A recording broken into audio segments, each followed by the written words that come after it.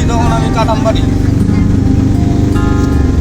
তো 30-এ কাঁঠালগুড়ির থেকে ছাড়ার টাইম আমি 30-এ কাটামবাড়ি ক্যানেল,